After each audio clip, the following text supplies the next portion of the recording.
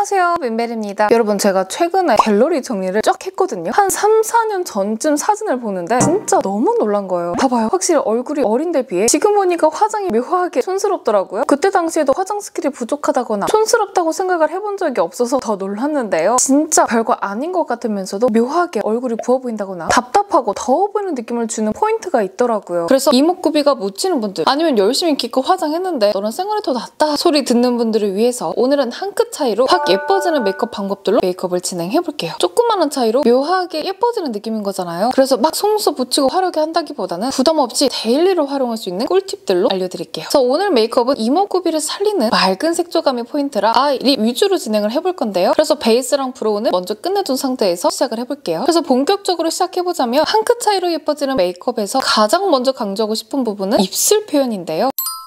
많은 분들이 메이크업 변화에서 아이 메이크업이 가장 중요하다고 생각하는데 오히려 립 메이크업 때문에 화장이 확 촌스러워질 수 있어요. 생각보다 이목구비에서 입술이 차지하는 비중이 커요. 그래서 결론적으로 립 메이크업에서 가장 중요한 팁은 바로 강약 조절해서 바르는 건데요. 제 입술을 보시면 입술의 테두리가 진해서 입술 모양이 딱 보이는 입술이에요. 그래서 윗입술이 아래 입술보다 살짝 얇은 편인데 이대로 입술 모양 그대로 틴트를 바르게 되면 전체적인 얼굴의 밸런스가 고려되지 않게 약간 입술 모양도 이쁘지도 않고 미묘하게 촌스러워질 수가 있어요. 그래서 입술과 입술 외곽 피부에 자연스럽게 연결될 수 있도록 진하지 않은 맑은 컬러를 활용하여 입술에 얇게 한번 깔아줄게요. 여기서 중요한 건 양 조절 필수예요. 팁이 있는 제형을 틴트 통에 살짝 덜어서 얇게 양 조절을 해준 후 입술 안쪽부터 바르기 시작해서 팁이 남은 양으로 외곽까지 가볍게 쓸어줄게요. 저는 윗입술이 얇은 편이라 윗입술을 자연스럽게 오버되도록 발라줄게요. 너무 과해도 독이 될 수 있으니까 항상 적당히 욕심내지 않고 조금씩 발라주세요. 양 조절이 어려우시다면 안쪽 먼저 바르고 나서 남은 양으로 입술 외곽을 확장시켜주세요. 이렇게 베이스 컬러로 입술 라인을 확장시키면서 윗입술과 아래 입술이 적당한 비율로 만들어졌죠? 여기서 입술 라인이 좀 더 자연스러워지도록 외곽 부분을 손으로 살살 퍼뜨려줄게요. 이렇게 하면 과하지 않게 오버립을 해줄 수 있어요. 이때 사용하실 틴트가 착색이 심하거나 시간이 지나면 어둡고 탁하게 변색되는 틴트들이 있어요. 그러면 전체적인 메이크업을 좋아하는 물론이고 맑은 표현이 지속될 수가 없어서 지금 제가 사용한 이 틴트를 추천드릴게요. 바로 밀크터치 젤리빛 틴티드 글로우 틴트인데요. 이 틴트의 제형과 틴 모양이 똥순분들도 양 조절하기 너무 쉽게 나왔어요. 섬세한 스킬 없이 쓱 발라도 입술에 얇게 한 컷 발리고 덧바르면 얇게 색이 레이어링 되기 때문에 오버립할 때 베이스로 깔기에도 포인트 컬러로 덧바르기도 너무 좋더라고요. 아까 3호 쿨타임 베리로 베이스를 발라줬으니까 다음으로 6호 체리셔스를 포인트 컬러로 발라줄게요. 입술 안쪽 위주로 살살 물들이듯 발라줄게요. 특히 입술 넓이를 확장해줄 윗입술에는 좀 더 넉넉한 부분까지 발라주세요. 두 컬러를 레이어링 해주는데도 밀림없이 얇게 착 밀착돼요. 컬러도 탁해지는 현상 없이 그대로 맑게 표현되고요. 이렇게 하면 입술이 진짜 자연스럽게 도톰해졌죠? 끈적이는 오일광이 아니라 가벼운 워터젤리 광인데요. 푸티젤 같은 젤리의 광을 생각하시면 돼요. 이 틴트가 진짜 좋은 게 특히 오버립 해줄 때 손으로 블렌딩하거나 음파하면서 색을 퍼뜨려줘도 광이 깨지지 않고 그대로 예쁘게 유지가 돼요. 이렇게 총 6가지인데 다양한 퍼스널 컬러에 맞춰서 누구든 사용할 수 있을 만한 구성이에요. 한 번만 발색하면 입술색이 비치도록 맑고 여리여리하게 발색되는데 덧바를수록 차곡차곡 잘 쌓여서 농도 조절하기도 편해요. 얘는 탁하고 어두워지는 변색 없이 여리여리한 발색이 끝까지 유지가 되니까 분명 처음에 메이크업 했을 때는 예뻤는데 시간 지나면 립색이 어둡고 진해져서 메이크업 조화가 깨져 촌스러워 보이는 분들 꼭 젤리빛 틴트 얘로 한번 써보시길 추천드려요. 그래서 나는 화장해도 묘하게 촌스럽고 과해 보인다 하시는 분들은 제발 틴트라도 바꿔보세요. 립 하나로 이렇게 달라진다고 싶을 거예요. 진짜로.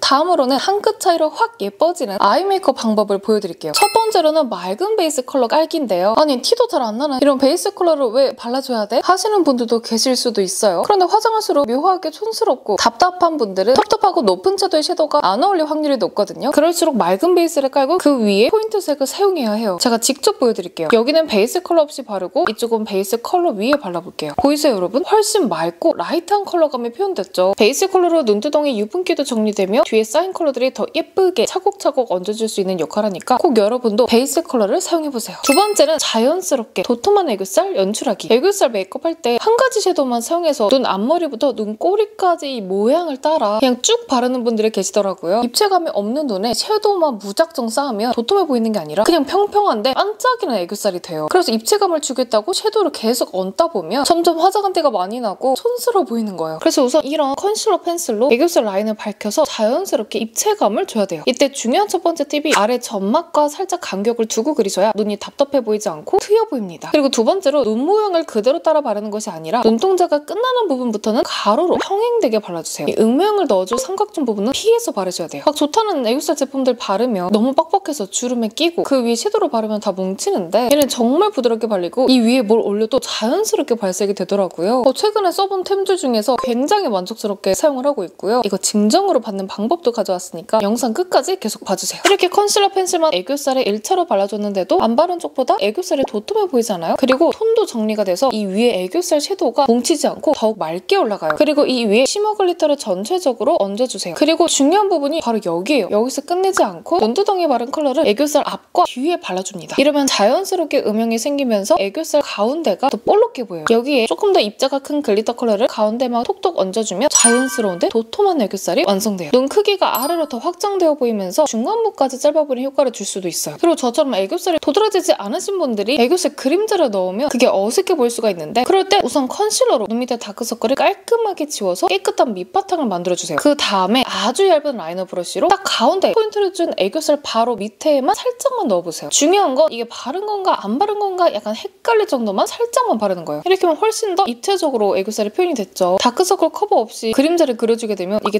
다크서클인지 애교살 음영인지 경계가 모호해져가지고 그냥 눈 밑이 칙칙해 보일 수가 있어요. 그리고 눈 앞머리부터 끝까지 다 음영을 주거나 너무 조금만 아니면 두껍게 번지듯이 그리면 이것도 다크서클처럼 보여서 맑은 메이크업을 할 수 없게 됩니다. 다음 이제 세 번째로는 자연스러운 아이라인 그리기. 화장할수록 묘하게 촌스럽거나 답답해 보이는 분들은 아이라인 가이드 없이 바로 붓펜으로 쭉 그리셨을 확률이 높아요. 물론 숙달되신 분들은 상관이 없지만 그렇지 않으신 분들은 너무 아이라인만 동동 떠 보이기도 쉽고 또 한 번에 성공해서 쭉 그리기가 어렵잖아요. 그래서 눅눅초코 같은 컬러의 섀도우로 아이라인 스케치를 먼저 하는 것을 추천드려요. 이렇게 손에 힘을 빼고 아이라인을 그릴 부분에 섀도우로 먼저 가이드를 그려준 뒤 그 위에 아이라이너를 사용해서 눈 점막과 가이드를 이어준다는 느낌으로 가볍게 아이라인을 그려줍니다. 그래서 이렇게 경계를 먼저 그려주면 아이라이너처럼 한 번에 강하게 발색이 되지 않으니까 나의 눈에 맞는 모양을 찾아가면서 가이드를 그려줄 수가 있어요. 그리고 이렇게만 끝내는 것보다 아까 그 음영 컬러로 아이라인을 한 번 더 풀어주면 아이라인만 동동 뜨지 않고 자연스럽게 트임한 것처럼 눈매가 시원해 보일 수 있어요. 또 그리고 아이라인 번짐도 방지할 수 있고요. 이때 영역이 너무 넓어지지 않도록 주의해서 발라주세요. 이렇게 해주면 훨씬 자연스러워졌죠. 네 번째는 삼각존 채우기인데요. 여기서 중요한 건 삼각존을 채운다라는 개념이에요. 예전 메이크업 사진을 보면 삼각존을 일자로 쭉 그렸더라고요. 절대 그렇게 하면 안 돼요. 원래 나의 예쁜 눈 모양을 일자로 그려서 괜히 더 눈을 이상하게 약간 찌그러지게 조금 더 사납게 만들더라고요. 그래서 아이라인이 끝나는 지점부터 내 동공 가운데 부분까지 블루베리 칩과 아빠스카라색을 섞어서 살살 채워줄게요. 일자간에 약간 둥그렇게 삼각존을 채워줄게요. 이렇게 하면 아까 그린 애교살과 대조되면서 애교살은 더 도톰해 보이고 눈은 뒤트임한 것처럼 시원해 보여요. 눈에 좀 더 깊이감이 생깁니다. 그래서 아이 메이크업 할수록 촌스러워지는 분들, 스킬이 부족해서 덧바를수록 과해지는 분들께 오늘 계속 사용하다 이 밀크더지의 톤온 섀도우 추천드리는데요. 이거 원래는 제가 선물 받아서 써본 제품인데 오늘 메이크업에 딱인 제품이라 같이 소개하게 됐는데요. 이게 출시하자마자 인기가 너무 많아서 품절됐다가 최근에 다시 재입고 됐더라고요. 오늘 계속 강조한 눈두덩이 맑은 음영, 자연스러운 애교살, 삼각존, 라이너들로 활용할 수 있는 컬러들이 해림샘 노화로 담아 너무너무 잘 만들어진 팔레트인데요. 왜 품절됐는지 알겠더라고요. 이건 진짜 그래서 품절 풀렸을 때 사야 해요. 그리고 이 팔레트를 추천하는 또 한 가지 이유가 하이라이트, 치크로도 활용할 수 있다는 점인데 마지막 꿀팁이랑도 이어집니다.